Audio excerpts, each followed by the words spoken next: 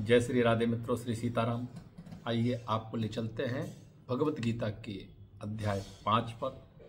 और कर्म संन्यास योग का यह 17वां अध्याय बहुत गूढ़ रहस्यों से भरा हुआ है। कलयुग के मनुष्यों के लिए मोक्ष की प्राप्ति का उत्तम साधन भगवान ने भगवत गीता में बताया है। इसलिए क्या कहता है कि तत् बुद्धे तत् आत्मानः तत्निष्ठा तत्परायणा गच्छन्त पुनरावृत्तिम ज्ञान निर्धूति कल्मषा। अर्थात भगवान श्री कृष्ण अर्जुन से कहते हैं, जो मनुष्य मेरी शरण में आ गया, अर्थात जब मनुष्य की बुद्धि, मन, श्रद्धा तथा शरण सब कुछ भगवान में स्थिर हो जाते हैं, तभी वह पूर्ण ज्ञान द्वारा समस्त कल्मश यानी पाप से शुद्ध हो जाता है और मुक्ति के पथ पर अग्रसर होता है। अर्थात बहुत ध्यान से इसका पूर्ण रहस्य भी सुनेंगे। परम दिव्य सत्य पूर्ण ब्रह्म परमात्मा केवल भगवान श्री कृष्ण ही है।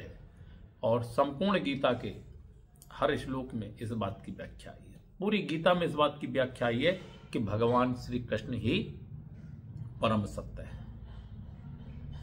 जगत में श्री कृष्ण के अतिरिक्त कहीं भी कुछ भी है ही नहीं। भगवान श्री कृष्ण ही भगवान है।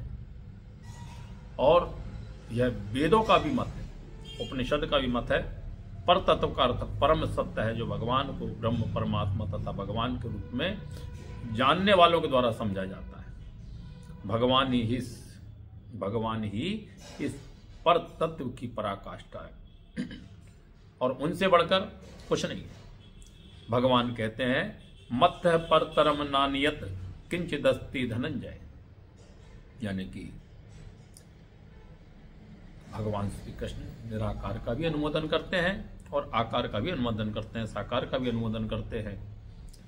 ब्रह्मणो ही प्रतिष्ठा हम, सभी प्रकार से कृष्ण परम सत्य है, परतत्व है, जिनके मन, बुद्धि, श्रद्धा तथा विचार, शरण भगवान श्री कृष्ण में है। अर्थात जो पूर्णतया कृष्ण भावना भावित है, उनके सारे कलमश धुल जाते हैं। कलमश का अर्थ होता है पाप, सब धुल जाते हैं और उन्हें ब्रह्म संबंधी प्रत्येक वस्तु का पूर्ण ज्ञान भी हो जाता है।